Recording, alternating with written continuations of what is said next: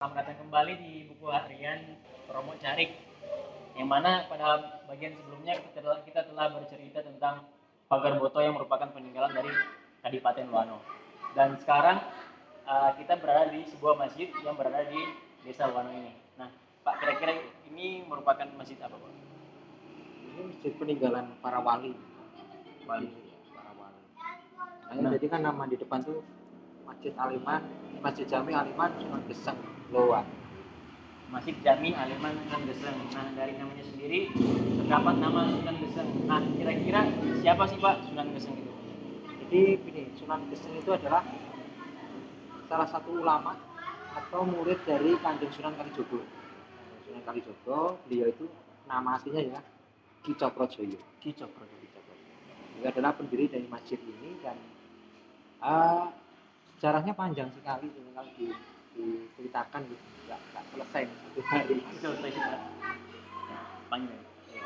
Nah, kalau kita bercerita tentang pembangunan masjid oleh sunan-sunan pada masa itu, biasanya masjid itu menjadi salah satu pusat atau salah satu media untuk penyebaran agama Islam di suatu wilayah.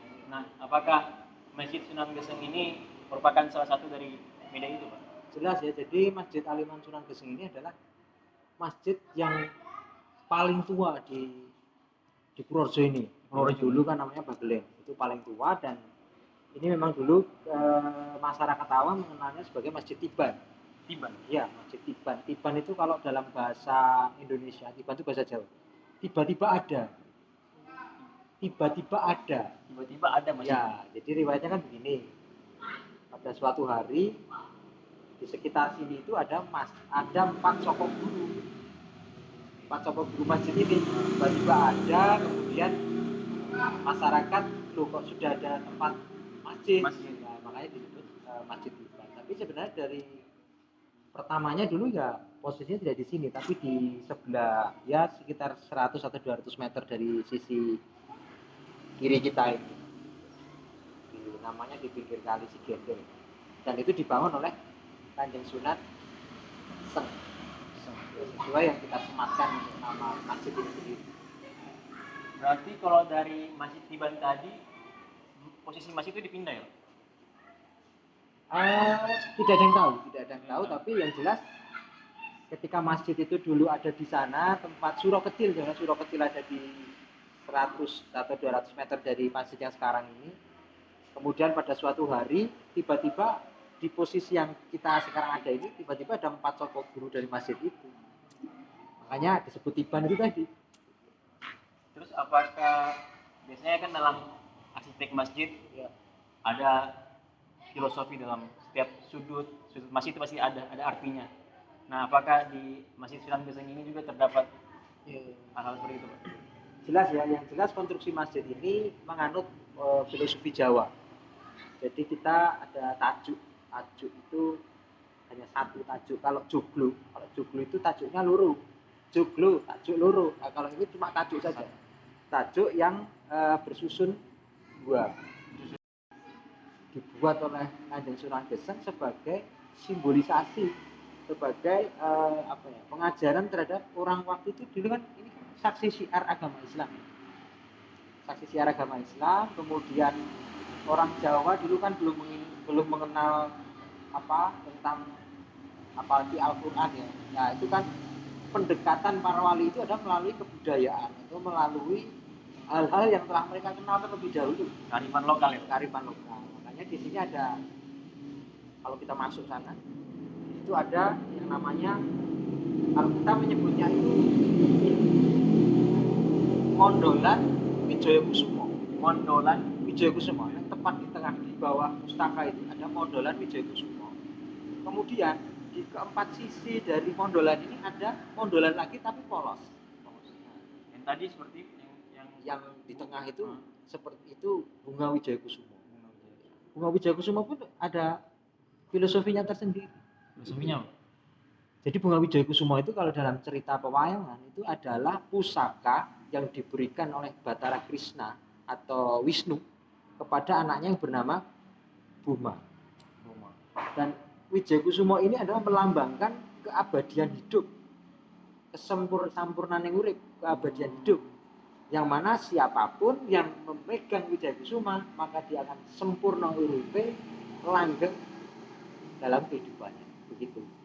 Berarti dari cerita-cerita itu juga berarti udah mulai menggabung dengan kearifan lokal, cerita-cerita tentang Itu jelas karena kesempurnaan yang urip atau kesempurnaan hidup itu kan dalam Islam itu kan ada, ya kan? Ketika kita bisa menyatu, ada iman, Islam, iman, ihsan. Ihsan. Nah, tatarannya. Jadi ihsan itu seseorang yang sudah mencapai derajat tertinggi. Ma'rifatnya yaitu tadi Bunga Wijaya Kusuma. Kemudian keempat mondolan yang mendampingi itu adalah simbolisasi dari, kalau di Jawa itu sedulur papat lima pancer. Sedulur empat. Jadi sedulur empat itu zat gaib yang lahir bersamaan ketika kita lahir ke dunia, mendampingi kita. Kalau dalam lebih spesifiknya lagi, itu yang disebut kakang kawah adi ari-ari. Gitu. Di dalam Islam juga mengenal itu. Ketika kita lahir di dunia, kita didampingi oleh 2 malaikat dan 2 jin. 2 malaikat dan 2 jin. Ya, makanya ada sedulur papat 5 pancer. Pancernya siapa? Pancernya kita itu yang lahir. Iya, makanya kalau yang mondolan 4 itu tidak ada ukiran ataupun polos ya, itu menggambarkan tentang kegaiban, tentang kepolosan yang tidak bisa dilihat secara kasat mata. Kemudian pancernya itu yang berbentuk bunga Wijaya Kusuma, yang hendaknya si pancer ini bisa menggunakan filosofi Wijaya Kusumanya Batara Krishna. Kenapa Batara Krishna? Karena Batara Krishna adalah pemelihara kalau dalam mitologi Hindu ya. Ya, tapi kalau di Islam kan tidak ada mitologi ini, tidak ada, makanya dia merepresentasikan sebagai salah satu zat yang menciptakan dan menjaga serta menyeimbangi dunia ini.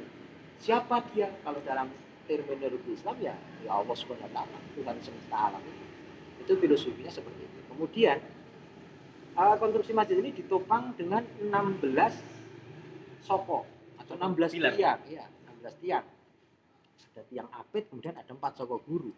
16 itu pun ada filosofinya. Nah, itu apakah ada arti dari setiap ada artinya? Satu ya. Satu itu jelas manunggaling menungso karo sing gawe urip. Artinya apa itu? Ya keyakinan kita terhadap yang bikin hidup kita, Tuhan. Kemudian nanti bisa googling sendiri ya, bisa searching 6 perkara yang ada dalam Islam itu ada. Nah, 1 dan 6, kalau 1 ditambah 6 itu 7. Angka 7 kalau dalam bahasa Jawa namanya pitulungan, pertolongan siapa? Pertolongan Tuhan, kan begitu. Kemudian dalam Al-Quran pun juga diceritakan, dalam kitab suci diceritakan bahwa dunia ini diciptakan dalam 7 fase. 7 fase. Jadi penuh dengan syarat, dengan filosofi masjid ini. Penuh dengan arti Jadi setiap relungnya masjid ini ada arti masing-masing. Dan salah satunya mungkin kalau dari kamera mungkin bisa terlihat di belakang kita tuh ada lubang ya Pak di. Ya itu ada lubang. Nah itu apakah ada makna juga? Itu sebenarnya terpengaruh dengan tradisi yang dilakukan oleh para wali ketika mereka memilih apakah kita sudah sampai di kiblat begitu. Arah kiblat. Jadi ini diilhami mungkin dari ketika pembangunan Masjid Ampel. Jadi pada saat itu Masjid Ampel dibangun, kemudian ada satu perselisihan apakah kita sudah di kiblat. Nah, makanya ada seorang ulama yang namanya adalah Mbah Son Haji, itu kemudian melubangi mihrab itu, kemudian ketika dilubangi kelihatan Ka'bah. Kemudian yang berselisih diajak, sudah melihat Ka'bah belum? Kalau sudah melihat berarti sudah benar di Ampel. Tapi karena ini menjadi satu tradisi arsitek Islam lawas, Islam kuno di Mataram, di Demak Mataram, akhirnya setiap masjid kuno salah satu cirinya adalah dilubangi mihrab. Ya kalau segi ilmu sekarang ya untuk sirkulasi mungkin ya. Gitu. Ada manfaatnya. Ada manfaatnya sirkulasi. Dan kemudian kalau di buku sejarah Pak Erwan juga ya diceritakan tentang mata tombak di puncak Kuba ini Pak. Ini sebenarnya ya itu tinggal kepercayaan kita ya. Tapi yang namanya mata tombak di Masjid Aliman Sunan Geseng ini memang sudah begitu terkenal dan populer. Katanya dia bisa menunjuk arah bencana. Nah, dia nggak pertanda ya, sebagai pertanda, sebagai sinyal gaib akan datangnya suatu bencana. Dan kalau kita mengingat kemarin pada tahun 2020 itu terjadi pandemi seluruh dunia, itu sebenarnya pesan itu, tapi kita baru sadar setelah ini terjadi kejadian ya, kita ingat bahwa 1 tahun sebelum pandemi masuk ke Indonesia atau di seluruh dunia ini, itu Masjid Mata Tombak itu mengarahnya hampir 90 derajat. Kalau ini apa? 45. Jadi dia hampir jatuh, dan memang betul jatuh. Dan jatuhnya itu ke tanah, dan itu mungkin simbolisasi dari kefatalan. Ya, artinya kita sudah 2 tahun dalam kondisi pandemi seperti ini. Itu adalah pesan pustaka dari Masjid Aliman Sunan Geseng yang tidak semua bisa mengartikan, dan kadang-kala ya kalau orang Jawa itu ya udah adek-adek itu tadi. Dan kalau sekarang fungsi masjid ini apakah ada fungsi lain Pak? Kan masjid biasa pasti dipakai buat sholat. Ya itu jelas ya. Apakah ada kegiatan-kegiatan lain yang digunakan di masjid ini? Kalau kegiatan lain saya kira tetap ada, selain fungsi ibadah juga fungsi sosial untuk kemasyarakatan, untuk pertemuan-pertemuan terutama di kampung Luano Kulon ini. Kemudian di sini juga tempat pusat ini kegiatan kebudayaan di Luano ini, seperti Grebek Luano itu kan pusatnya kan di sini ya. Jadi sedekah dan kenduri desa itu ada di halaman masjid ini. Karena secara literatif memang ini adalah pusat syiar agama Islam di Bagelen yang pertama kali.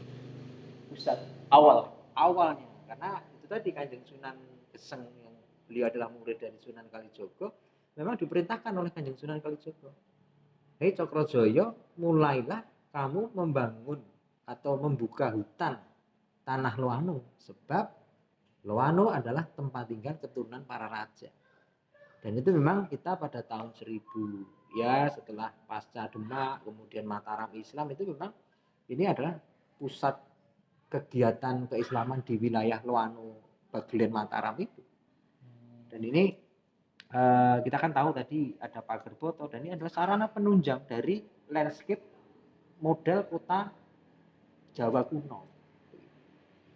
Tapi yang jelas masjid ini adalah salah satu saksi dan penanda zaman serta penanda sejarah tentang kebesaran dari Kadipaten Loano.